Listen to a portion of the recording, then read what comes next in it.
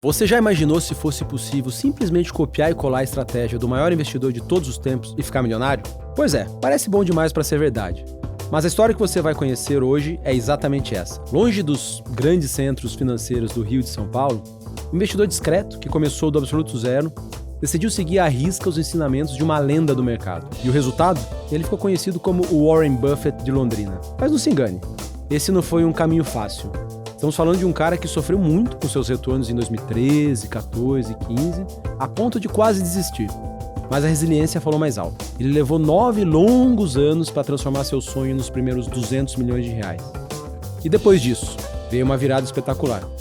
Hoje, César Paiva, o homem por trás da Real Investor, comanda um dos melhores e mais respeitados fundos de ações do Brasil, levando a gestora do zero para mais de 8 bilhões de reais sob gestão. Como ele fez isso? O que ele realmente copiou de Warren Buffett não foram apenas as ações, mas sua forma de pensamento em segundo nível. Descubra como ele conseguiu aplicar isso no Brasil e quais foram as lições daquela fase difícil que o prepararam para esse sucesso estrondoso. Prepare-se, a seguir você vai descobrir em detalhes a jornada do Warren Buffett de Londrina e como a cópia fiel de uma estratégia genial o colocou na lista dos maiores investidores do país. Confira tudo isso no episódio de estreia do Second Level. Mas antes, deixa eu falar uma coisa. Toda semana a gente ouve histórias parecidas. Gestoras que têm boa performance, mas não conseguem captar. Equipes enxutas, dragadas pelas rotinas do dia a dia e sem tempo para pensar estrategicamente. Fundadores que pedem os melhores talentos, travam em decisões críticas e não sabem como crescer. A Outliers Advisory foi montada justamente para resolver isso. Somos um hub de serviços para gestoras de fundos com soluções de consultoria estratégica, headhunting, revisão e melhoria de processos internos, advisory em operações de M&A, imersões e experiências com investidores e muito mais. Quer sair do lugar comum e se destacar em uma indústria com mais de 1.000 gestoras? Fala com a gente. Vamos deixar os nossos contatos aqui na descrição do podcast e procure a gente pelo nosso site, e-mail ou WhatsApp.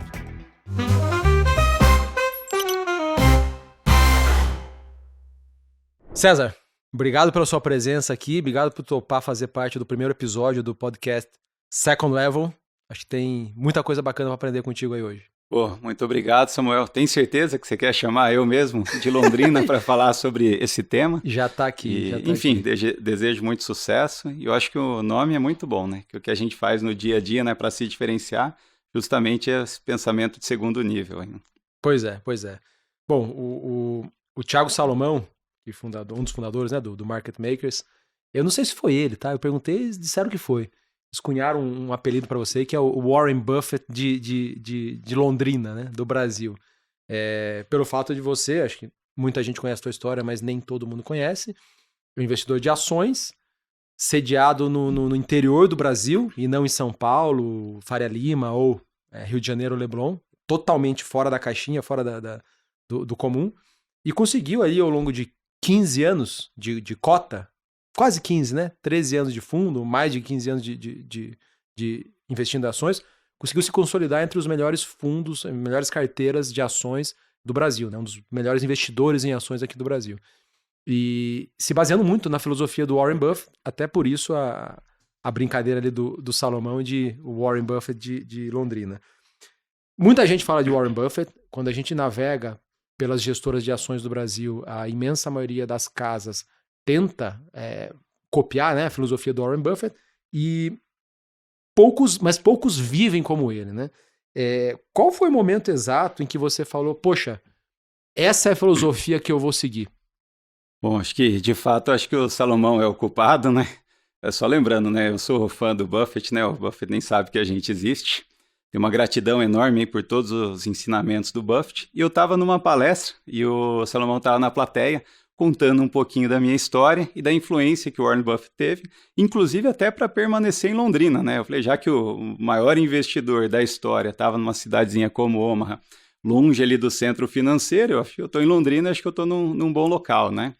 Mas, assim, a influência do Buffett começou para mim lá em 2001, 2002. Que idade você tinha? Estava ali na casa dos 17, 18 anos, uma crise existencial, né, do que eu vou fazer da vida, né? Eu tinha uma facilidade grande na parte de exatas, né, que era onde eu tirava as melhores notas, o que me levava aí para o lado da engenharia, estava em dúvida em administração, né? Muita gente fala que faz administração na dúvida, né? E na época eu já juntava dinheiro, investia desde os 11 anos, e eu estava começando a fazer meus primeiros investimentos em ações. E eu lembro como se fosse hoje que caiu na minha mão um ranking da Forbes, onde tinha as pessoas mais ricas do mundo. Então, se você olhar ali em 2002, o primeiro lugar era o Bill Gates. Aquilo não era para mim, né, de algum software, alguma habilidade extraordinária. Mas eu lembro como se fosse hoje o segundo lugar era um tal de Warren Edward Buffett. E quando eu fui ler um pouquinho sobre a história dele, começou a investir com 11 anos de idade. Ele falou muito da filosofia dele, né? Investimento no longo prazo, comprar boas empresas a bons preços, a influência do value investing. Eu achei que era um caminho talvez muito mais fácil e pertinente para mim do que o do Bill Gates. E eu comecei a ler tudo o que eu podia sobre Warren Buffett. E eu lembro que o primeiro livro que eu li foi o The Warren Buffett Way, que falava muito daquela filosofia de você tratar as ações não como ações, mas como pedaços de negócios, de você investir para o longo prazo, ter empresas boas, rentáveis, com boas perspectivas, baixo endividamento, gerido por pessoas honestas e competentes. Tirava totalmente aquela vontade assim de fazer trade, de se alavancar, mexer com derivativos. Então, acho que eu tive uma sorte enorme, um atalho de começar, eu acho que da maneira certa, desde o início, né? Então, eu tive bons resultados assim com meus investimentos desde então, que me levou no futuro, né, a abrir o clube de investimento, a gestora, enfim. Então, lá foi o primeiro contato aí com o Buffett, sou super grato. Hein? Entendi. A estratégia do Buffett, ela é relativamente simples de ler, mas ela não é fácil de implementar. Qual foi o maior desafio de aplicar as estratégias do Buffett no Brasil? Bom, vamos lá. Qual foi não, né? Qual é? Porque você ainda aplica, né? Quando você começa a ler a história do Buffett, você vê quantos negócios maravilhosos ele se tornou sócio, né? Como o Gillette, Coca-Cola e vários outros. E você olha para o Brasil, primeiro que você não tem lá 6 mil empresas para olhar, você tem umas 400, com mínimo de liquidez e governança umas 250. Então não dá para você ser tão seletivo que muitas vezes você não vai encontrar nenhuma empresa. Ele também estava num país que os ventos foram favoráveis, né? E o Brasil, acho que direto nós estamos flertando aí de andar próximo do precipício, né? Então, com políticas aí muito ruins.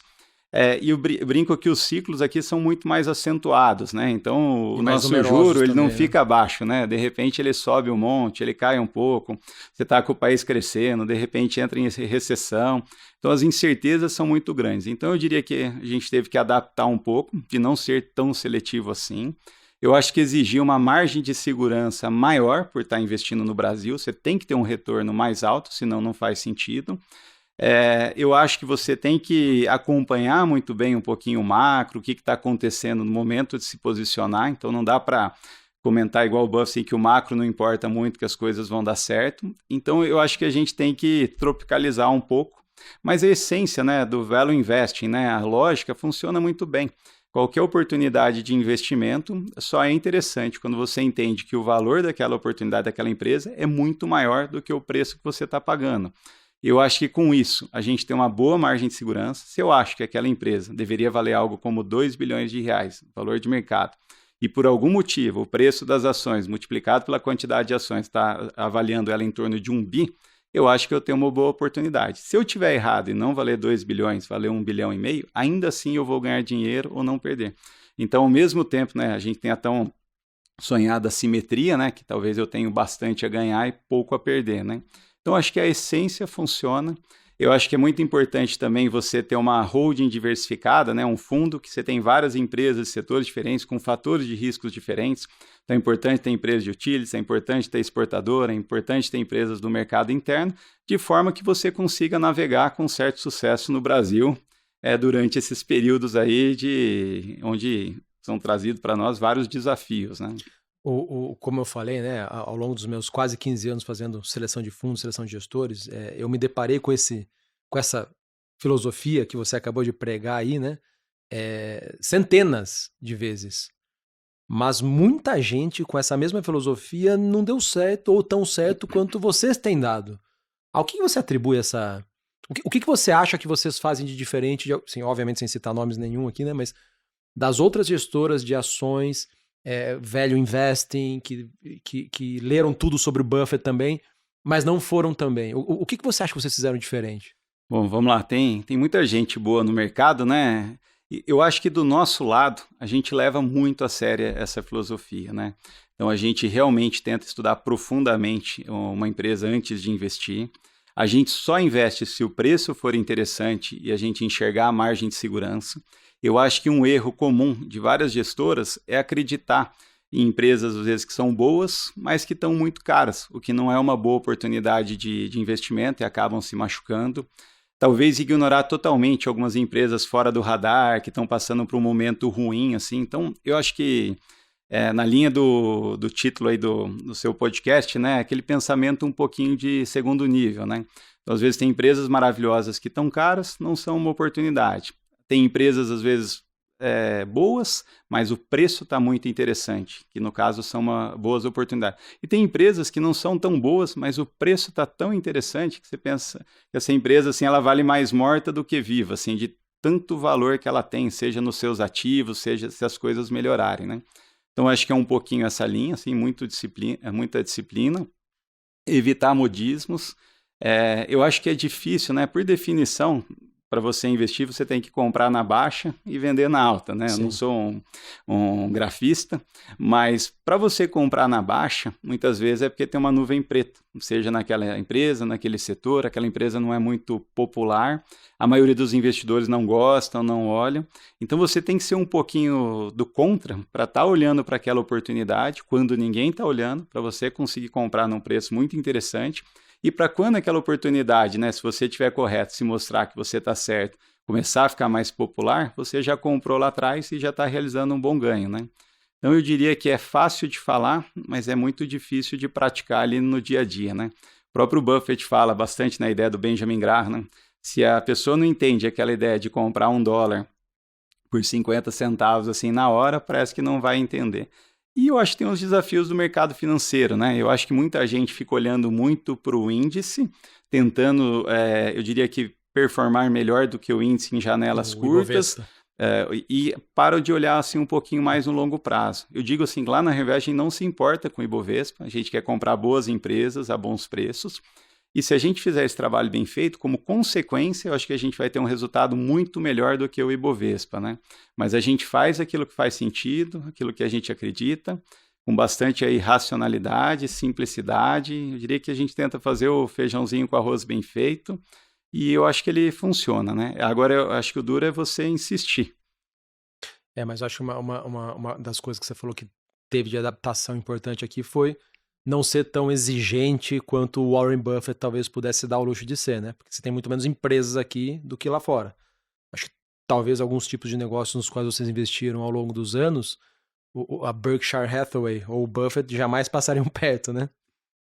Infelizmente, né? Acho que no Brasil o desafio é maior, mas também tem menos competição, né, nesses negócios que estão muito baratos, né, porque ninguém está muito interessado, né. Então a gente teve um sucesso muito grande logo no começo do clube, comprando, por exemplo, ações de construtoras, no caso a EZTEC. Era uma construtora que chegou a ser avaliada a R$250 milhões no final de 2008, valendo um quarto, um quinto do preço do IPO de 1 ano e meio antes, né? E a gente entendeu que era uma empresa muito boa, muito bem tocada, tinha seus diferenciais competitivos, mas isso não estava no preço. A gente depois, lá em 2015 e 2016, a gente comprou a Unipar Carbocloro, todo mundo virava assim a cara para a empresa, que ela tinha um histórico muito ruim, mas a gente entendeu que depois de uma reorganização societária, onde ela vendeu alguns ativos que não eram muito bons e focou no seu principal ativo, que era a Carbocloro, que ela comprou outra metade que ela não tinha, o negócio ficaria muito rentável, né? Ou seja, ali na Direcional Engenharia, que a gente comprou no final de 2016, a gente entendeu que era uma empresa muito boa, passando por um momento ruim, e ninguém queria investir no setor de construção naquele momento. Então, eu acho que a gente gosta muito na Reinvest de uma analogia, de às vezes olhar para algumas oportunidades, que a foto não é tão bonita naquele momento, mas o filme está ficando, né? Para a gente conseguir comprar muito bem, quando as coisas melhorarem, a gente consegue vender, né? E ir para uma outra alternativa melhor, né? Entendi. E para você se aprofundar mais na proximidade com a filosofia de investimentos do Warren Buffett, você foi para Omaha, ou Omaha, né? Algumas vezes. Quantas vezes vocês foram para lá? Você e o time da Real Investor? Eu fui 5 vezes para Omaha, a primeira vez em 2013, prometi que eu ia todo ano, acabou que sempre tinha uma certa urgência aqui, eu acabei não indo, depois veio a pandemia e eu fui nos últimos 3, 4 anos, né, seguidos, né. É uma experiência incrível, né, primeiro que eu tô vendo lá o meu ídolo, né, o meu herói. Eu brinco que a gente sempre aprende algo, mas eu vou lá quase que para agradecer, né? Eu acho que tem aquela questão da religião, né? Que a pessoa vai lá na igreja, enfim, e eu vou lá para agradecer ali o Buffett. E eu acho que é muito inspirador para a gente que está construindo um negócio ir lá e ver com os próprios olhos um investidor que começou a investir com 11 anos, que tomou o controle da Berkshire Hathaway, né, que era uma empresa pequena, foi direcionando, né, os recursos dessa empresa têxtil que iria quebrar logo depois para investir em negócios maravilhosos, conseguiu um track record, né, impressionante, né, em 60, 70 anos, algo como 20% ao ano em dólar, contra 10 do S&P. Nesse ano agora, né, ele estava comemorando ali o maior valor da história da Berkshire, né, 1 trilhão e 200 bilhões de dólares. Ele teria uma fortuna de algo como 400 bilhões de dólares, né, se ele não tivesse doado ações em vida. Então, você poder ir lá ver com os próprios olhos, né? E eu acho que é emocionante também ver o estádio lotado, 40 mil pessoas, para ouvir o Buffett, né, e pouco tempo atrás o Munger, né, que acho que é tão especial quanto o Buffett, falar sobre a filosofia que parece simples, bom senso, mas eles estão lá repetindo todo ano essa filosofia. E dessa vez foi emocionante. Quando o Buffett comentou que chegou a hora, acho que todo mundo levantou. Ficaram mais ou menos uns 8 minutos, 9 minutos aplaudindo de pé. Foi legal. Então acho que é uma história emocionante ali. E eu tenho só a agradecer, né? Eu acho que não só eu, né? Eu sou um dos milhares ou centenas aí de milhares de investidores que foram beneficiados pela generosidade e pelos ensinamentos do Buffett, né? Religião. É um negócio legal mesmo. E essa analogia que você fez. E a pergunta minha era o que vocês conseguem aprender estando lá versus simplesmente assistir as transmissões online que têm sido feitas ultimamente. Eu acho que essa energia, você não consegue capturar numa transmissão online versus acordando 4, 5 horas da manhã para ficar na fila, entrar no estádio, né? Acho que é semelhante a quem gosta, sei lá, de ver um jogo de futebol e você tá vendo na televisão e depois você vai lá ao vivo, né, assistir, né? Eu acho que a emoção que você captura é totalmente diferente. E, enfim, são coisas quando você tá lá que a televisão não capta. E faz pouco tempo que passou a ser disponível, né, essas assembleias antigas, antes não tinham, então era para quem foi lá, né? Hoje está muito mais fácil. Inclusive, todo investidor que está começando, né, tem uma riqueza de materiais, né, eu acho que tem desde 1995 gravado essas assembleias, e eu acho que são muitos ensinamentos, não só para os investimentos, mas como para a vida também, né? Os dois eram dois sábios ali compartilhando várias coisas importantes conosco, né? Sensacional. Você, durante a sua carreira, uma história que quase ninguém sabe, eu descobri há pouquíssimos dias atrás, você chegou a tentar a carreira aqui em São Paulo, né? Trabalhou numa corretora por pouco tempo e desistiu. Conta um pouco como foi a tua experiência saindo de Londrina, vindo para São Paulo, se frustrando e voltando para Londrina para empreender de lá mesmo. Bom, vou tentar encurtar um pouquinho, né? Assim, meu pai é agrônomo, minha mãe é médica, então não tinha nenhum DNA ali do mercado financeiro. Resolvi investir em ações lá com a orientação lá do Buffett. Na época era muito difícil até abrir conta numa corretora online, estava começando essas contas. Eu lembro quando eu fui abrir uma conta, na época era no Bradesco, se não me engano era Invest Shop, eu tive que ser entrevistado pela gerente geral da agência para ver se ia liberar uma conta na corretora coisa, né? E se eu não ia perder todo o meu dinheiro lá fazendo besteira, né? Mas o mais perto que eu cheguei do mercado financeiro, eu fiz administração de empresas na PUC em Londrina, foi trabalhar numa agência de um grande banco. Trabalhei durante 2 anos, me frustrei um pouco, eu descobri que eu gostava mais da ideia de ser um banqueiro e não um bancário, né? Enfim, pedi as contas, não tinha nada em vista, mas eu sabia que não era aquilo que eu queria. E no final da faculdade eu consegui, nos últimos 6 meses, ir para São Paulo, terminar o curso ali à distância. Em São Paulo eu fiz todos os cursos que eu não tinha acesso em Londrina. Então, na época, tinha os cursos da PMEC, tinha cursos da Ancor, de Mega Bolsa, de análise fundamentalista, enfim. Visitei várias instituições, gestoras. Algumas eu visitava como um possível cliente, outras eu visitava para ver se tinha talvez uma oportunidade de estágio. Até que eu conheci uma pessoa que trabalhava numa corretora na época na Finabank, me levou para conhecer a corretora, foi um sonho, né? Ficar ali na mesa de operações, enfim, então de Londrina a gente ficava fantasiando, né, como que seria aquele ambiente. E depois surgiu uma possibilidade de eu fazer um estágio não remunerado nessa corretora. Eu digo que eu ficava perambulando pelas áreas da corretora, que foi uma experiência fantástica. Eu consegui ficar um tempo no cadastro, no risco, mesa de ações, mesa de PMF. Na época eu vivenciava um pouquinho ali a vida ali do mercado financeiro ali, que era na Líbero Badaró. Então, uma coisa que para mim foi muito importante, tinha os eventos da PMEC. Então, eu estava analisando alguns balanços, algumas empresas que eu já investia. A PMEC, explica para a gente assim, em um minuto. É a Associação dos Analistas, né, de Investimento. E eles faziam eventos, né, ali perto ali da Bolsa, que tinha geralmente café da manhã, um happy hour, e traziam as empresas para falar. Então, eu tive a oportunidade de participar de 69 reuniões da PMEC. Eu lembro que no final do meu estágio eu relacionei, né, para agradecer a oportunidade. E às vezes eu estava investindo numa ação da VEG e depois estava ali vendo o Décio Silva falar um pouquinho da história. Estava investindo no Itaú, conseguia ver o Roberto Setúbal falando. Num fórum que era super reduzido, imagino. Super reduzido, tinha vários senhores ali cobrando dividendo, enfim, consegui trocar ideia com vários, né? Que legal.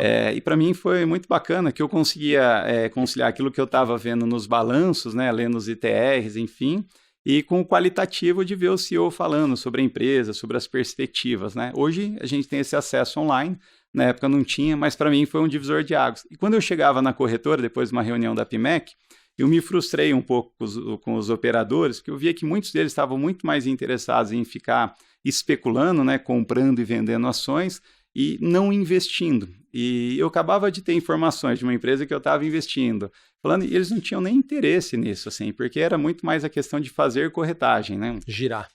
E para mim foi muito boa essa experiência, tanto no banco quanto na corretora, que eu me frustrei um pouquinho, mas foi uma bagagem muito importante para eu abrir a Real Investor, porque eu queria, de fato, ser um investidor e não especulador, né? Real Investor, né? Seria um investidor verdadeiro, aquele que estuda, que faz o dever de casa e entra numa oportunidade de investimento, né, quando ela faz sentido, que tem uma boa simetria. E o tal do skin in the game, né, de estar investindo o meu dinheiro junto com o dinheiro dos investidores e não simplesmente ganhando comissão de um determinado produto ou corretagem, né. Então, acho que foram experiências boas, aprendi bastante, amadureci, mas não era bem o que eu queria fazer no longo prazo. Boa. Você começou com o clube num momento excelente, que foi dezembro de 2008, as ações totalmente desvalorizadas, mas montou a gestora, né, virou uma gestora, a Real Investor, em 2010, e a transformação do clube em ações foi o que você deu de sorte no timing ali em dezembro de 2008, você não deu no timing de fevereiro 12, né, que o mercado estava bem mais valorizado já. Então você começou o fundo de verdade, né? A transformação do clube em fundo em fevereiro 12, e dali para frente você enfrentou 13, 14 e 15 de mercado horroroso, o CDI subindo bastante, a bolsa de lado ou para baixo, lembra muito os últimos 3 anos aqui. E vocês foram, no fundo de ações, você foi ultrapassar, vocês começaram acho que uns 40 milhões de reais ali em fevereiro 12, pelo que eu vi nos sistemas de fundos aqui, e foi passar 100 milhões de reais somente em 2017. Foram 4 anos e meio para você passar de 100 milhões de reais. E para chegar em 200 milhões foi ali em novembro de 18, pelo que eu levantei. Isso no fundo de ações, né? Teve algum momento que você falou, puxa, tô no caminho errado. Deixa quieto, deixa eu fazer outra coisa, deixa eu ajudar meu pai, minha mãe, ou abrir outra empresa. Teve algum momento ou alguns momentos que você falou, cara, esquece. Ou não, você conseguiu se manter relativamente bem otimista ao longo desse tempo todo? Bom, vamos lá. A gente é brasileiro, né? Não desiste nunca. Mas eu amo muito o que eu faço, né? Acho que desde o início, então acho que resiliência é super importante. A gente vê as pessoas desistindo um pouquinho fácil, né? Eu nunca pensei em desistir. Tinha realmente dias assim que eu ia para casa assim transtornado assim que não ia dar certo, mas todo dia acordava no outro dia ali de manhã e ia lutar para fazer acontecer, né? Que era o meu sonho. Tinha bastante dinheiro e confiança das pessoas envolvidas e eu não queria decepcionar jamais, né? Meus próprios familiares, amigos, pessoas que acreditavam. E a história realmente foi muito difícil, né? Quando eu decidi abrir o clube de investimento motivado pela crise de 2008, que eu achava que era uma oportunidade de livro, assim, do investidor inteligente, né? Aquele mercado maníaco depressivo, com empresas no Brasil sem problemas, valendo em alguns momentos menos do que o caixa, eu fui tentar abrir esse clube com umas 5, 6 corretoras diferentes, só levava não, né? Até que teve uma corretora que o CEO da corretora meio que gostou de mim e falou, não, vamos abrir esse clube de investimento.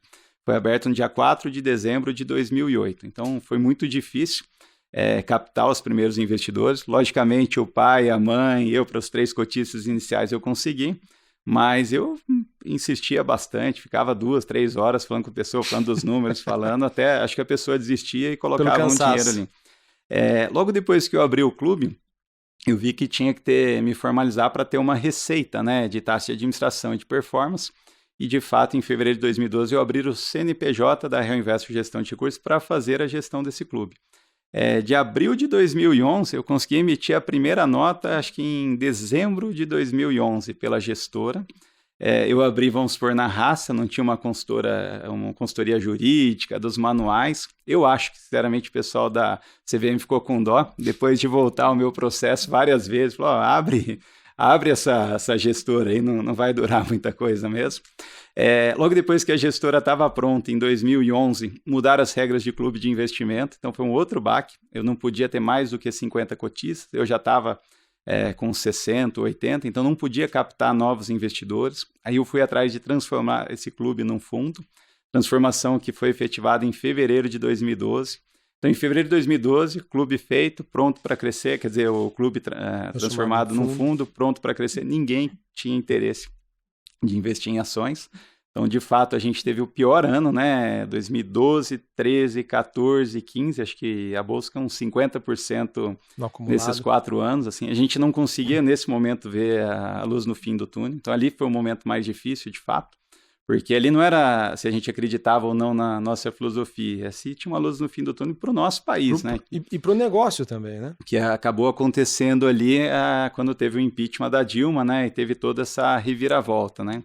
Então foi bem difícil e nesse período, né, realmente gerindo um pouco capital, a gente tinha uma média ali em torno de 60 milhões ali nessa janela, eu diria que eu conseguia pagar as contas, sobrava pouco, mas assim, eu não tinha como contratar gente competente para me ajudar no comercial, ou um bom analista, eu fazia um pouco de tudo.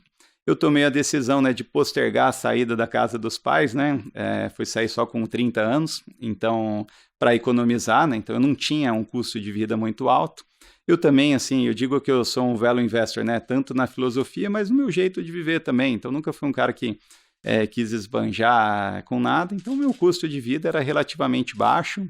A gestora, né, hoje olhando de maneira retroativa, né, acho que não passava muita confiança, né, porque depois eu te mando uma foto, mas se o investidor chegasse naquele prédio velho, naquela salinha, visse um moleque, né, de 24 anos, enfim, né, não tinha um fio de cabelo branco. Hoje eu pinto o cabelo para parecer que tem um pouquinho mais de experiência, né, eu vi que isso ajuda, mas era difícil pra caramba, né. Então, de fato, teve vários momentos ali que eu me questionava, né, se esse era realmente o caminho, mas, assim, a gente insistiu e, felizmente, não desistimos no meio do caminho, né. Você foi sozinho até que ano? Você e Deus? Eu diria que nunca foi um trabalho 100% sozinho. Na época, assim, eu não tinha sócios. Tive um sócio no passado ali, mas a gente aprendeu aquela importância da palavra cultura, que eu acho que acabou não dando tão certo essa sociedade. Mas às vezes acabava contratando, né, uma secretária para estar ajudando, um estagiário, um analista. Então tem sempre o time enxuto, né? Mas quando você contratou o seu primeiro analista? Em que ano? Eu acho que foi em 2011, quando eu estava ali formalmente ali a gestora começando, né? Mas eu diria que um analista quase estagiário. Eu lembro que quando eu mandei toda a documentação para a CVM, eu não tinha pessoas para ocupar todos os cargos que precisavam. Diretor de risco compliance, diretor de investimentos. E eu lembro que na época até o analista eu efetivei, assim, o estagiário como analista para falar que eu tinha um analista, né? E uma outra questão que eu fiz, na época, era mais barato para mim. Eu não tinha uma equipe de investimento. Então, na época, tinha uma forma de você contratar uma casa de research. Na época, eu contratei, se não me engano, foi a Lopes e Filho. Certo. Ela me mandava uma relação dos analistas credenciados dela e eu mostrava para a CVM que eu tinha uma equipe de análise terceirizada que me ajudava nas decisões. Justo. Então, foi uma forma de conseguir abrir a gestora, da CVM entender que eu tinha um mínimo de corpo técnico, que no caso era terceirizado, para estar fazendo as análises. Né? No fato, eu usava muito pouco essas análises, eu tinha uma divergência muito grande, até usava como rascunho ali na impressora. Mas foi uma forma, né? E eu acho que assim, o empreendedor, ele vai achando o seu jeito, né? Sim. E isso é um ovo e uma galinha. Ovo e a galinha, né? Eu no meu período de alocador, que foi um bom tempo, né? Quase 15 anos, quando eu olhava estruturas como a sua, que tinha pouca gente no time de investimentos, não tinha track record, né? Não tinha um histórico grande do fundo, ou histórico que era visível, fora o clube, não era bom, era difícil conseguir o voto de confiança do investidor institucional, né? Assim, você não tinha o histórico do fundo. Pega lá em 2016, 17, né? O teu histórico de fundo era ruim. Sim. Porque você pegou 13, 14, 15 horrorosos, a bolsa foi ruim, mas e você foi ali, em alguns anos, melhor do que o Bovespa, mas zero, né? E o CDI estava subindo pra caramba, e em um ano específico, foi acho que 2014, foi pior do que o Bovespa ainda. É isso. Então, quando você chegava num investidor institucional, nas grandes instituições, grandes distribuidores em 16, 17, o histórico do fundo não atraía, não brilhava aos olhos. Você não tinha nenhum grande padrinho dentro do mercado financeiro. Você não tinha nenhum investidor âncora grande. Como que você conseguiu construir a sua credibilidade no mercado para quebrar a barreira ali de grandes plataformas, quebrar a barreira de grandes bancos? O que foi o tempo mesmo? Tempo e cota? Ou teve muito mais coisa do que tempo e cota? Bom, boa pergunta, Samuel. Acho que nem eu investiria comigo mesmo, né? Sabendo de todas as dificuldades, né? Na verdade, eu tinha um histórico já precedente à abertura do clube muito bom, que me ajudou, assim, a ter um certo patrimônio e acreditar naquilo que eu fazia. Antes de abrir muitos não viveram esse período, mas de 2001 a 2008, o Brasil foi maravilhoso. Assim, a nossa bolsa deu algumas vezes a bolsa americana e o real se valorizou em relação ao dólar, né? Então isso me possibilitou acreditar muito no que eu fazia, fazer tanto um pé de meia meu, ajudar ali meus pais aí na formação do patrimônio.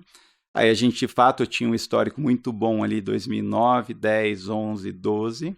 Mas quando eu pegava o período fundo, pegava essa janela direito, mas eu tinha noção da janela total, tentava mostrar isso em todas as reuniões, e eu gastava, eu diria que muita saliva, tentando convencer e falar do meu portfólio.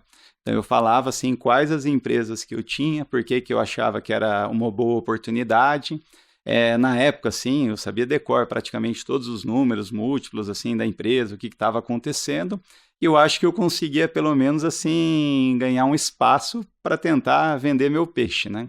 E eu acho que levei vários nãos, né? Várias portas na cara, mas eu acho que, de alguma forma ou outra, eu consegui a confiança de um investidor, de outro, as coisas foram crescendo de uma maneira, assim, gradativa, e junto com os resultados, né? 2016 a gente teve um ganho, acho que de 59%, 2017 teve um ganho de 58%, se eu não me engano. 2018 teve um ganho de 22%. 2019, mais 59%. Então, o próprio crescimento orgânico, né?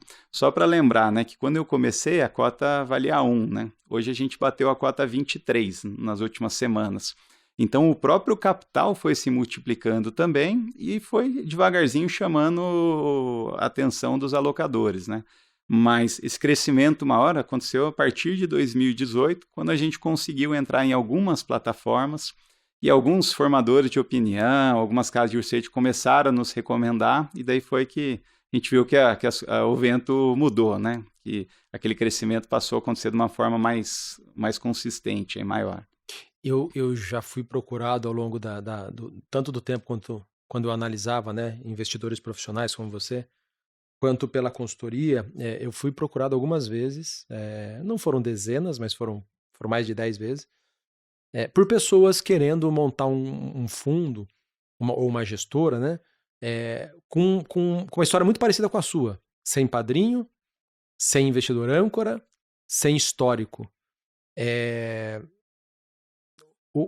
Assim, o conselho que eu consigo dar, pela minha experiência e pela minha vivência, é que eu quase tento dissuadir as pessoas de fazerem isso. Assim, eu não faço esse processo de dissuasão 100%, porque sempre existe a possibilidade de dar certo.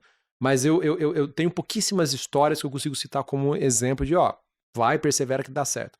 A sua foi uma das poucas, né? Que tipo de conselho você daria por uma pessoa que batesse na tua porta, pro César Paiva, de 15 anos atrás, batendo na porta da Real Investor hoje? Uma pessoa que não tem histórico, não tem padrinho, não tem um investidor âncora, mas é apaixonado pelo mercado que se pretende operar, seja crédito, seja ações, seja moedas, e quer porque quer montar uma estrutura mais profissionalizada de investimentos. Bom, vamos lá, né? Acho que a minha história é uma história bem improvável, né? Acho que tinha tudo para não dar certo e acabou dando. Sim. Eu acho que é correto a sua orientação, né? Porque estatisticamente falando, a chance de sucesso é muito baixa, né? Mas eu acho que primeiro, se a pessoa é realmente apaixonada pelo aquilo, que é aquilo que me fez manter firme, né? E a paixão de estar ali trabalhando às 8 da manhã, 8 da noite, todo dia, inclusive fim de semana, mesmo sem tirar nada, pagando as contas durante vários anos. Então, se a motivação for meio que financeira, a pessoa não vai aguentar, tem que gostar do processo. E realmente, eu e várias pessoas que estão na Revai, a gente ama o que faz. Então, é uma diversão ali todo dia, né? Um desafio intelectual, enfim. Então, acho que isso é muito importante, ter essa paixão. Depois, a pessoa tem que ter uma análise crítica com ela mesma, se ela realmente acredita que ela consegue se diferenciar. E eu confiava, assim, eu tinha um monte de incertezas, né? Mas eu confiava que eu estava fazendo um trabalho melhor do que a maioria das pessoas, porque eu estudava mais, eu me dedicava mais, porque eu vivia aquilo, e eu sempre fui uma pessoa bastante competitiva, né? Mas, assim, eu acho que um caminho mais provável, né, e talvez eu faria, eu procuraria ganhar um pouco de experiência antes, né, em alguma gestora, com alguém que você admira muito. Eu fiz isso indiretamente, né, através das leituras, mas eu acho que é um atalho o cara trabalhar numa boa instituição 1, 2, 3 anos, para depois tentar empreender. Eu tentaria escolher muito bem os sócios. Acho que foi uma trajetória que deu certo, mas foi solitária demais assim no começo. Esse é um negócio de pessoas, né? Então, escolher muito bem os sócios, mas aquele sócio que é gente boa em todos os sentidos, né? Que você adora conviver com o cara o dia a dia, mas o cara é competente, humilde, que agrega, te complementa. E quando for começar também, eu começaria já um pouco mais formal, né? Eu bati muito cabeça, eu não tinha ideia do que um alocador olhava em termos de controles, de documentação, de processos. Então, eu tentaria ser mais CDF e Caxias no meu processo de investimento, desde o começo. Já começaria como um fundo de investimento. Na época foi um arrependimento, eu comecei com o clube porque era um pouco mais fácil e mais barato, mas depois me custou muito por não ter carregado todo esse histórico, me atrasou alguns anos na nossa jornada, né? Mas eu acho que seria mais ou menos esse caminho. Mas a pessoa tem que ter uma paixão, acho que verdadeira, e saber que quer fazer isso todo dia, durante vários anos, até ter uma chance de dar certo. Um dos almoços que a gente teve, talvez há um ano atrás, um ano e pouco atrás, você me falou uma coisa que eu achei uma sacada bacana, mas que seria muito difícil de ser implementada em São Paulo, Faria Lima, que é o quê? Me corrija se eu estiver errado na minha interpretação. Você veio com o fundo de ação, primeiro que era uma estratégia monoproduto, né? Difícil pra caramba. A maioria dos investidores gosta de investir com outro investidor profissional como você, focado, é bonito no livro, é legal na teoria, mas na prática, pro empresário que é você, é complicado você depender de um produto, né? Tem um restaurante relativamente famoso aqui em São Paulo, que é o Entrecô de Olivier. Não sei se você já foi a esse restaurante. Não. Ele serve lá um prato, que é o entrecô, que é um corte de carne, pra quem não conhece, pra quem é caipira, como eu sou caipira. É um corte de carne com batata frita, salada e um molho gostoso. Só tem um prato. Eu não sei se o entrecô de Olivier especificamente tem, mas tem lá o entrecô de Paris, que é a mesma coisa. Legal, né? Esse cara só faz um prato, em tese deve ser um prato super especial. Por outro lado, se se não tem demanda por aquele prato, você não tem ali um frango para servir, só salada e por aí vai. Fazendo essa analogia para as gestoras, né? Ter só um fundo de ações, investir só em ações, te deixa em muitas dificuldades. Mas na minha visão, na minha leitura da sua história, acho que teve uma sacada sensacional, que eu não sei o quanto que foi planejada ou foi acaso e foi fazendo, que é ter um negócio de gestão de patrimônio dentro da Real Investor, né? Você me contou a história que tinha muitos investidores que já te pediam aconselhamento, investiam, sei lá, 100 mil reais com você às vezes, mas eles tinham 2 milhões no total. 300 mil com você, mas tinha 5 milhões no total. E você já os aconselhava quase que de graça, né? E você teve uma sacada ali de, poxa, já tô dando aconselhamento para essa galera de graça, deixa eu montar aqui meu negócio de gestão de patrimônio e também ganhar com isso. Eu queria que você contasse um pouco desse episódio e se você considera que isso realmente foi transformacional ou não. Você não acha que isso teve tanto peso para o sucesso do teu negócio? Samuel, acho que uma das vantagens, né, de você empreender ali com a cara e a coragem, eu acho que eu não tinha um mapa, né? Então as oportunidades vão aparecendo e a gente vai aproveitando. E, de fato, eu sempre fui dissuadido a ter outro tipo de negócio, porque vai tirar o foco, isso não é muito bom, enfim. Por outro lado, vivendo as dores do negócio, eu brinco que eu sempre gostei de analisar negócios, né? É a nossa profissão. E não tem como você não usar essas reflexões que você faz nas várias empresas que você está investindo para dentro da gestora. Então, quais são minhas forças, quais são minhas fraquezas, oportunidades, ameaças. E quando eu me vi, inicialmente, eu vou ter um fundo. Eu olhava para o Dynamo Cougar, para o Verde, para o IP Participações, e eu falei, é isso. Basicamente, só que ao longo do tempo, quando eu vivi de frente, de peito aberto, aquele período de 2013, 14, 15, eu me senti meio frustrado. E falei, e se o Brasil der errado, como que eu vou estar com 100% do meu negócio, dos meus investidores, investindo em ações no Brasil? Em 2011 eu já tinha aberto uma offshore e investido o dinheiro da família fora, que invisto desde então, com um pezinho de meia lá fora. Você, como um alocador, você sempre orientou as famílias, enfim, a ter uma certa diversificação. E eu não conseguia prover isso para os meus investidores. Então, no final de 2015 e começo de 2016, uma demanda latente, Londrina não é tão bem servido, não tem lá os private banks, várias dessas gestoras de patrimônio, a gente começou uma operação de wealth. Na época também estava começando e tinha muitos produtos isentos, então a gente fez uma parceria com uma corretora que eu conseguia cuidar da outra parte da carteira dos meus investidores. E eu sempre achei um risco, muitas das gestoras que focam só na gestão e nem o cliente eles querem atender, eles deixam tudo para as plataformas ou para os alocadores, ou seja, se o cara vai mal durante 2 anos, as plataformas, os alocadores retiram o dinheiro, ele fica sem nada. Eu sempre achei importante, e eu nasci prospectando clientes no boca a boca, ter uma parcela do meu passivo de distribuição própria. Depois, no meu wealth, eu conseguia separar muito bem na cabeça do investidor o dinheiro de longo prazo e do outro dinheiro. Então, você vai investir 20% em ações no fundo Real Investor, isso aqui você não vai me cobrar no ano a ano, pelo menos uma janela de 3 a 5 anos. Porque muitas vezes o investidor investia comigo em 2015 e vinha me cobrar, falou, a poupança deu 7% e você deu menos 15%, você é um incompetente, você não ganha nem da poupança. Mas eram coisas diferentes, né, correndo um risco diferente. Então, acho que foi muito bom para o crescimento da gestora. A gente passou a ter um passivo mais de qualidade, mais próximo, conseguir recrutar, né, e trazer um time comercial, né, a gente se transformou numa partnership. Então, eu diria que uma área ajudou a outra. Tem uma verdade que a gente fala que o business de asset, você que está por dentro desse business, é um business muito bom, muito rentável, porém muito instável. Você, às vezes, tem 2, 3 anos muito difíceis, o seu PL quase que some. O business de wealth é um business muito menos rentável, você cobra, às vezes, um FII pequeno, é intensivo em pessoas para estar atendendo aquelas famílias, mas você faz o trabalho direitinho, de acordo com aquele perfil, é muito estável. Sim. Eu diria, a partir do momento que eu tive uma operação de wealth ou de asset, eu consegui trazer rentabilidade, o outro trazer estabilidade. Eu acho que o todo foi um pouco melhor. E eu não estou inventando a roda, né? Todos os grandes bancos, as corretoras, a Redgriffe faz isso. Sim. E eu acho que logo na sequência, teve um outro movimento que foi muito importante, foi quando a gente abriu a estratégia multimercado, em janeiro de 2018, a gente abriu o Real Investor FIM. A principal estratégia é o long short. A gente se mata para fazer uma boa carteira, né, de boas empresas a bons preços.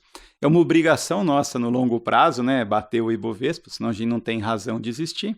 E quando eu descobri que eu usava esse trabalho para fazer a estratégia do long short, eu colocava uma carteira comprada nas mesmas ações que eu tenho no meu fundo de ações, contra o Ibovespa e o caixa aplicado no CDI, nascia um produto que ganhava CDI mais o alfa da minha carteira comprada, independente se a bolsa vai bem ou mal. Então pode ser que tenha um ano que a bolsa dá menos 20, eu dou menos 10, né, no fundo de ações, só que esse fundo ele vai capturar o alfa. Então eu sei que é um produto quase que contracíclico, ele depende mais do meu alfa do que se a bolsa vai bem ou não, né?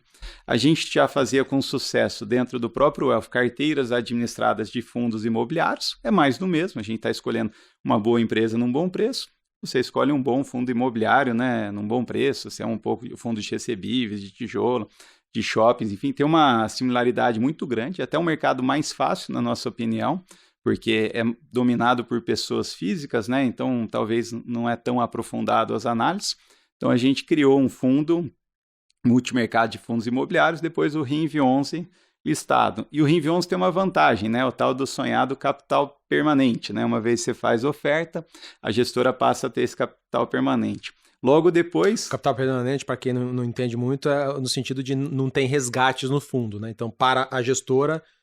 se o cliente, se o cotista quer sair, vende cotas no mercado secundário, mas a gestora não sofre com resgate, né? Não existe resgate. Isso seria um sonho, né, para um gestor de ações ter o capital permanente, né, coisa que o Buffett tem. Inclusive, a gente tem que se adaptar porque o nosso capital não é permanente. Tem algumas outras gestoras que fizeram também, mas lá fora. Já é um pouco mais difícil aqui no Brasil. Quem sabe venha a ter, mas o fundo imobiliário tem essa particularidade.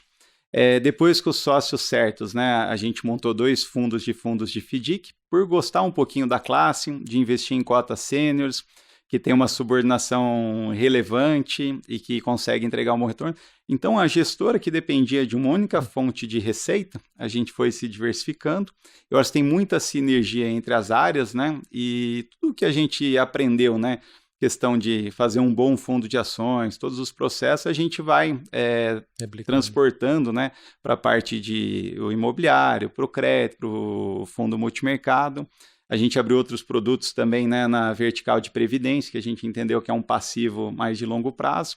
Então, hoje a gestora virou algo mais complexo, tem sido um desafio, né, como CIO e CEO da empresa, né, continuar, mas é um negócio muito, muito mais robusto, muito mais perene, e eu tenho uma convicção muito grande que a Investor, do jeito que a gente está construindo, vai estar aqui nos próximos 50 anos. Né? Boa, boa. Assim, se tivesse que enumerar, acho que as grandes sacadas, na minha visão, na minha leitura de vocês, é montar o Wealth, mas sem incorrer numa estrutura muito cara. Você não contratou 5 analistas de fundos, 2 economistas, 12 bankers, não teve que alugar uma sala cara pra caramba na Faria Lima.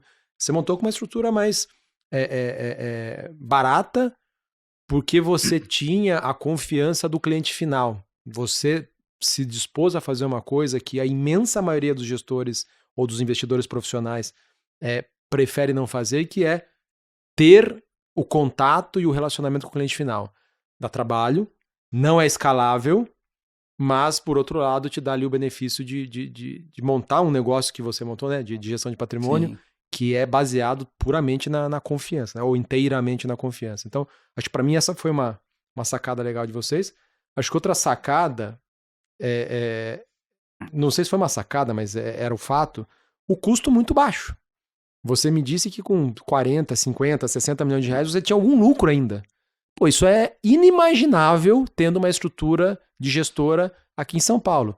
Eu fiz um papo com o Salomão algumas semanas atrás, que até deu bastante repercussão pelo Market Makers. E a gente falou bastante dos números de gestoras. E nas minhas contas, pensando numa gestora tradicional, começando aqui, região de São Paulo ou Leblon, se você tiver menos de 500 milhões de reais, 500 milhões, com uma equipe um pouco mais robusta, não é uma equipe grande, um pouco mais robusta, sistemas, aluguel, um time comercial, tudo mais, assim, com menos de 600, 700 milhões de reais é muito difícil dar dinheiro. Você postergou a saída da casa dos pais, nem todo mundo pode se dar esse luxo, né? Sim. Londrina definitivamente é muito mais barato que São Paulo, mas essa foi, eu acho, uma sacada bacana de não sair de Londrina, né? Teve o custo de ficar mais longe dos alocadores, mas também teve o bônus de você ter uma estrutura enxuta, né? Em termos de custo. E o terceiro ponto, que eu acho que é super bacana, que foi acontecendo depois, à medida que você foi ficando mais robusto e montando times, eu achei uma sacada super legal. Muitas pessoas que estavam trabalhando aqui em São Paulo, Rio de Janeiro, analistas de ações, analistas de crédito, analistas de fundos imobiliários, ou mesmo bankers, né, pro teu negócio de gestão de patrimônio, quiseram voltar para o interior para ter mais qualidade de vida, menos custo, e você é uma das pouquíssimas opções no Brasil de gestora com um pouco mais de estrutura que consegue absorver pessoas, né? Então você tem aqui em São Paulo você tem XPs, BTGs, Itaús, Bradescos, os bancos internacionais todos competindo pela mesma mão de obra. Qual que é a sua competição lá em Londrina, né? É pouca gente. Acho que essas coisas todas somadas ajudaram muito, né? Eu acho que é um caminho totalmente diferente, né? Improvável. E, de novo, né? Acho que o Buffett me ajudou nessa, né? Eu estava com a cabeça para vir para São Paulo, que eu queria trabalhar no mercado financeiro. Mas o investidor que eu mais admirava sempre se vangloriou de estar longe do tal do senhor mercado. Então eu acho que em Londrina a gente tem algumas vantagens competitivas, logicamente algumas desvantagens, né? Hoje eu acho que são mais vantagens. Duro que no seu podcast vai ter muita gente boa, espero que o pessoal não decida ir para Londrina lá, que a gente não gosta de concorrência. Já avisa que o ISS é 5% lá, aqui em São Paulo é 2%, que não vale a pena, né? Mas, assim, brincadeiras à parte, né? Para nossa filosofia, é importante você não se contaminar e ter ideias, às vezes, diferentes de investimento. E a gente tem aquela analogia do Benjamin Graham, do senhor mercado, a gente brinca que ele mora na Faria Lima. Então, a Faria Lima está em depressão, de repente está achando que o Brasil vai dar de acordo com o humor dos resultados aí, dos fundos, dos bônus, enfim. Eu acho que quando você sai desse ambiente, você já está vendo a economia real, assim. Londrina está do mesmo jeito todo ano, não tem grandes oscilações de humor, igual você encontra aqui na Faria Lima. Então, para a nossa filosofia, acho que foi bom. Outra questão, eu sou de Londrina, quando a gente vem para São Paulo, eu tenho dificuldade para me ver vivendo nessa loucura, né? Logicamente o paulista acostuma, mas assim, questão de segurança, custo de vida, não perder tanto tempo no trânsito, poder andar com o celular na rua, né? Mandando mensagem, assim, parece coisa simples. Em Londrina é possível, em São Paulo, dependendo, já é difícil. Assim, para mim, ficar uma hora e pouquinho no trânsito, eu estou perdendo uma hora do meu dia. Assim, então, essa realidade não tem. Quando você vai formar um time e você é a única gestora ali da região, eu acho que também você fica um pouco blindado da concorrência. Uma vez eu fui visitar um alocador no Shopping Leblon, e na hora que eu vi o tanto de gestora boa naquele prédio, eu fiquei pensando comigo, se eu tenho um analista bom, eu não deixaria ele descer no elevador sozinho, porque a chance de um concorrente olhar, caramba, esse cara é bom pra caramba, quanto você ganha? Eu ganho 15, vem aqui que eu tô te pagando 20 mil, tô precisando de você, né? Então, acho que te blinda um pouco, porque é uma coisa super importante no nosso negócio, é um negócio de pessoas, e pessoas jogando junto há bastante tempo. Então, acho que uma dificuldade os alocadores têm sempre tá mudando o time, né? Então, eu acho que isso blinda um pouco. O londrinense, quando tem uma proposta para ir para São Paulo, conta de londrinense. Se não for pelo menos o dobro, não vale a pena, porque o que ele vai pagar no custo de vida, na escola dos filhos, enfim, eu acho que é difícil. E eu acho que pós-pandemia, aí teve uma virada de chave que foi boa para nós. Eu diria que a maior desvantagem era não ter mão de obra pronta. Então, aos poucos, a gente demorava um pouco para, eu diria que, desenvolver essa mão de obra, ou tinha que trazer alguém de fora. E depois da pandemia, eu acho que as pessoas deram um pouquinho mais de ênfase nessa tal da qualidade de vida. A gente tinha uma desvantagem de não estar em vários almoços, várias reuniões, que quem estava naquela reunião presencial conseguia, né, conversar com aqueles diretores, com o CEO. Quem não estava perdia. Tudo isso passou a ser transmitido. As próprias empresas, né, a gente está sempre conversando via Teams, via Zoom, então diminuiu um pouquinho esse gap. A gestora cresceu. E muitas pessoas começaram a ver a Real Investor como uma possibilidade de se desenvolver no mercado financeiro. Então, eu diria que toda semana eu estou recebendo direto no meu LinkedIn de gestora pessoas boas que estão querendo mudar para uma cidade como Londrina, ou tiveram problemas de assalto, não querem ver os filhos crescendo aqui em São Paulo, enfim. Então, eu acho que aquilo se tornou uma vantagem competitiva. E, ao mesmo tempo, eu diria que nós não estamos isolados. Nós estamos 1 hora de voo de São Paulo. Já faz uns 3 anos que a gente tem um escritório aqui em São Paulo aqui, também. Sim. Direto o nosso time está aqui. Então, eu diria que hoje tem sido uma vantagem competitiva criar o nosso negócio em Londrina. Eu estou num bom prédio, no último andar lá de Londrina, pago R$65 um metro quadrado de aluguel. 65? Eu sei que aqui tem pessoas pagando 200, 250, 300. Caramba. O meu analista, né, mesmo que está começando, ele já começa tendo uma qualidade de vida boa, já consegue morar num apartamento ali bem localizado, enfim, coisa que ele não conseguiria fazer em São Paulo. E uma coisa muito bacana, tem muitos londrinenses que vieram fazer INSPER, FGV, trabalhar no mercado financeiro, mas nunca se viram morando em São Paulo e sempre tiveram aquela vontade de voltar para Londrina. Então, eu tenho trazido de volta alguns londrinenses e alguns que viraram londrinenses de coração, né? E quando está na sua fase, principalmente ali com o filho pequeno, daí você começa a falar do custo da escola.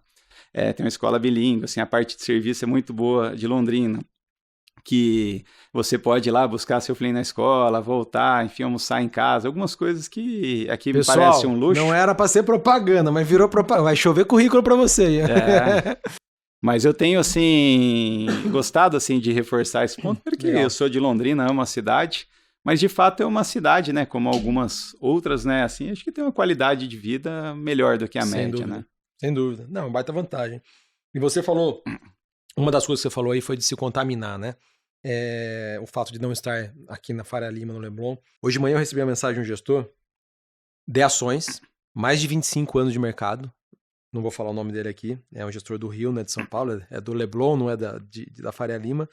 Ele falou assim, ele está considerando, eu tenho conversado com ele, no âmbito da consultoria, para tentar ajudá-lo no desenvolvimento de uma frente de crédito, assim como a frente de crédito que vocês já abriram. Mas ele, olha a mensagem dele, tá? Eu vou transcrever aqui, vou ler a transcrição. Na parte de empresas, ele quis dizer ações, está me parecendo insustentável a situação atual. O custo de capital, maior do que o ROIC, maior do que o retorno sobre o seu capital investido, inviabiliza. Para muitas empresas, em especial para alguns setores, nesse momento é difícil justificar o investimento em ações. Em alguns casos, é difícil justificar a existência da empresa. Não tá, ele escreveu assim, estão ganhando tempo, mas vai dar problema. Como está a tua cabeça? Assim, como que você vê o cenário para value investing no Brasil atualmente? Né? Você tem, no mesmo mercado, com as mesmas informações, gestores como esse aqui, completamente não, né? Mas muito pessimistas com as ações. E eu estava conversando com o Mateuzinho, que trabalha aqui no Market Makers, né? Toca lá o fundo de ações do Market Makers. Super animado. Enfim, como está a tua cabeça e como que você vê o cenário de value investing no Brasil nesse momento, com perspectiva de termos mais aumentos ainda na taxa Selic? Não sei se vai acontecer, mas é isso que está se discutindo. Bom, vamos lá, né? Acho que, infelizmente, né? Acho que o Brasil não tem ajudado, né? Então isso dificulta muito o crescimento como um todo. Mas o preço dos ativos sempre se ajusta, né? Então, eu diria que eu estou um pouco mais do lado aí do Mateuzinho, no sentido que talvez o ROI daquela empresa não é maravilhoso, assim, para se justificar. Mas você compra na bolsa essa participação a metade do valor patrimonial, a 60%. Então, você paga menos do que aquele próprio patrimônio líquido para ser sócio daquele negócio. Você tem que torcer para um ambiente como o atual. Imagina que quase todos os fundos de ações estão tendo resgates. Quase todos os fundos de ações estão sendo obrigados a vender empresas que eles gostem. A maior parte dos investidores, pessoas físicas, não tem muito interesse em investir em ações com a renda fixa do jeito que está. O estrangeiro, né, está mudando um pouquinho, né, mas o Brasil ali ficando irrelevante, né? E tem muitas empresas boas e você tem menos competição por essas ações. Então, nesses momentos, eu diria que a gente fica muito empolgado Eu diria que todo o retorno, né, futuro é função do preço pago, né? Então, nesses momentos, a gente consegue comprar ações num preço muito interessante.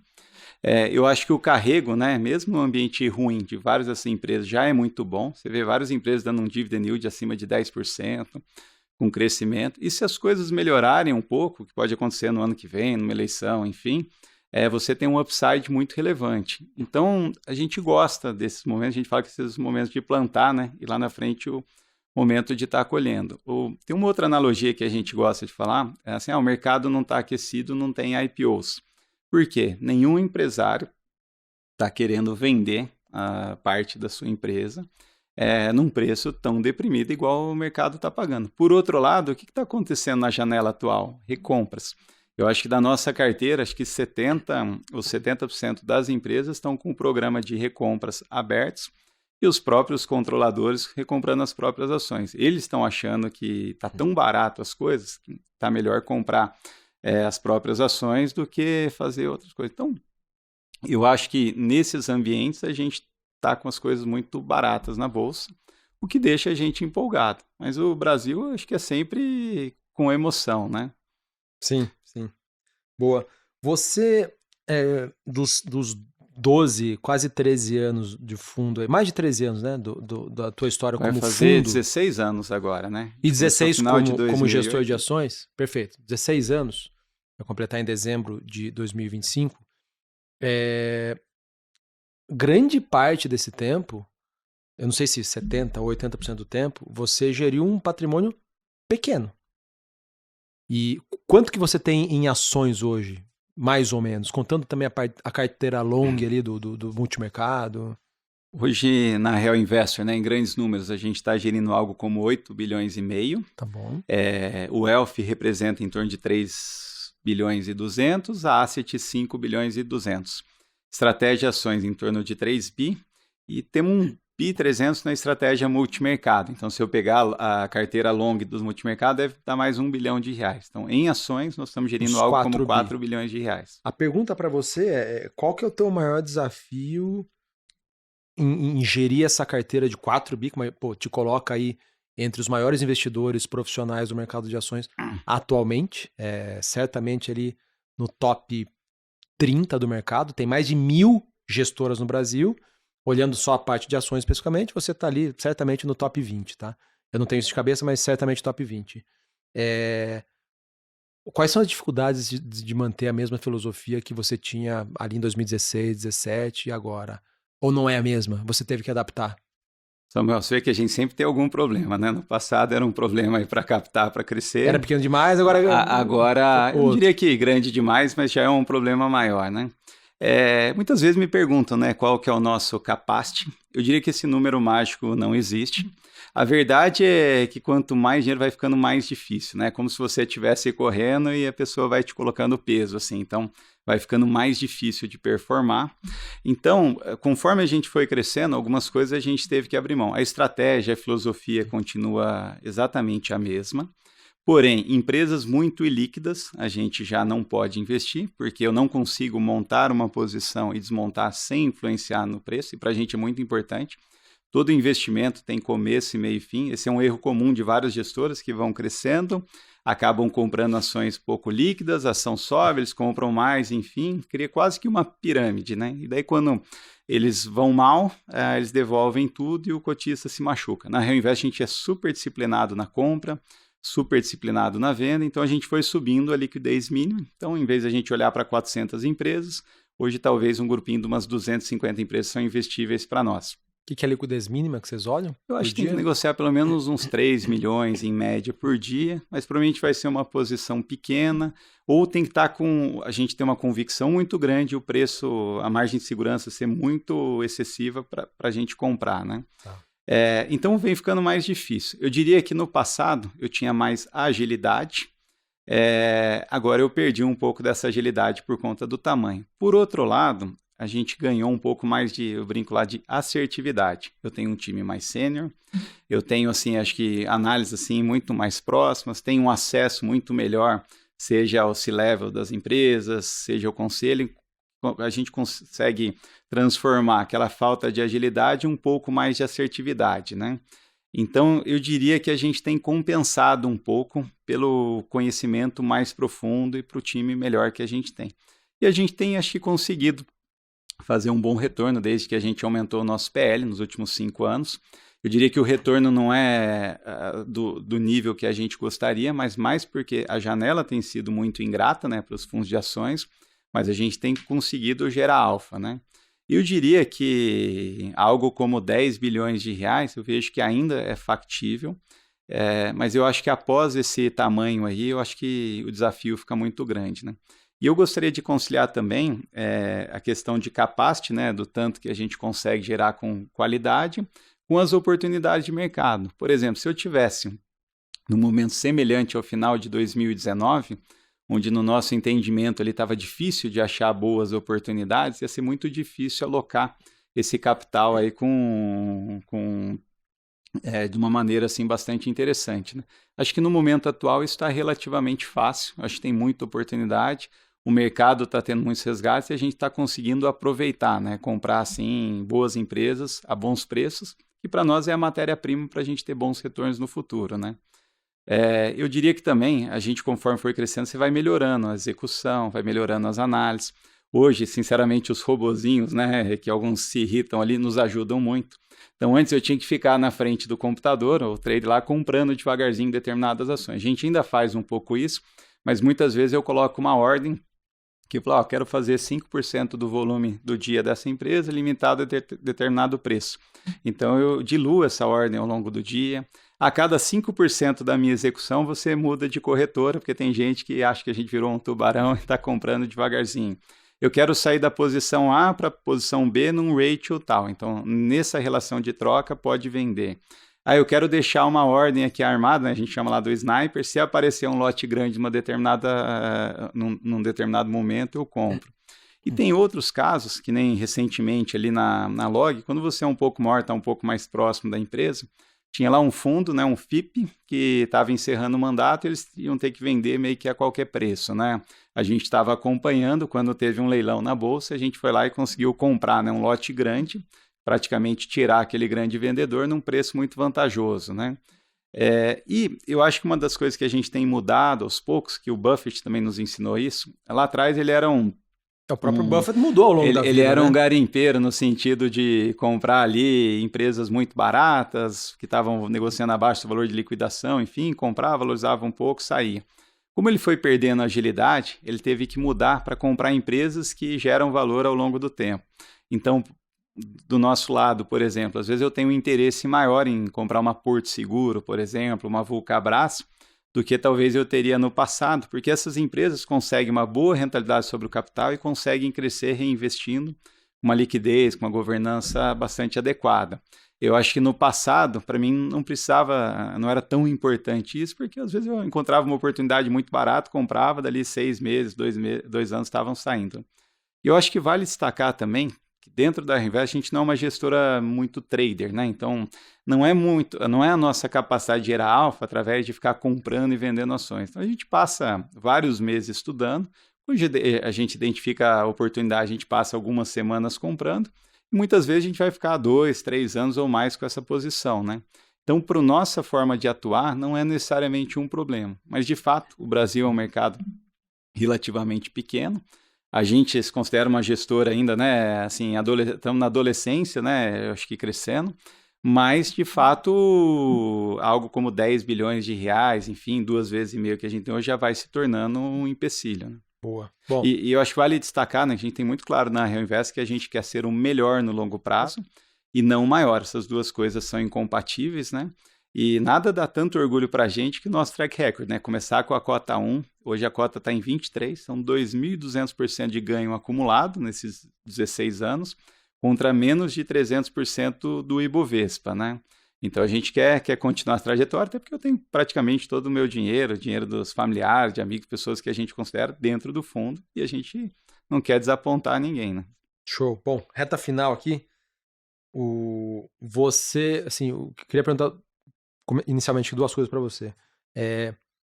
Maior acerto de investimentos da tua história de investidor aí, profissional, E o maior erro? Quais foram? Qual foi o maior, o mais emblemático e qual foi o do ponto positivo e do ponto negativo? Você sabe quando a gente faz a nossa atribuição de performance histórica, a gente teve poucos grandes acertos, quer dizer, a gente teve muitos acertos, mas nenhum acerto que você fala assim, nossa, esse foi muito emblemático, né? Não teve nenhuma Magazine Luiza da Alaska, por exemplo, que representou uma parte relevante da Sim. atribuição da gestora, né? E eu acho que até um pouco pelo nosso processo. E também poucos erros que você fala, nossa, esse erro aqui me custou muito, né? Eu diria que entre os maiores acertos, né, eu acho que foi ter aberto o clube, né, em dezembro de 2008, e eu acho que naquele momento a gente comprou duas classes de ativo que ninguém queria, né, que era um pensamento de segundo nível, né, que a gente comprou construtoras e bancos médios. Se você olhasse a origem, a raiz da crise ali em 2008, era no subprime e nos bancos mais frágeis. Mas a gente entendia que as construtoras e os bancos médios no Brasil estavam recém-capitalizados, estavam muito líquidos, não tinham problema de crédito. E na época, o Banco da Ecoval estava negociando 3, 4 vezes o lucro, o BIC Banco a 2 vezes e meia.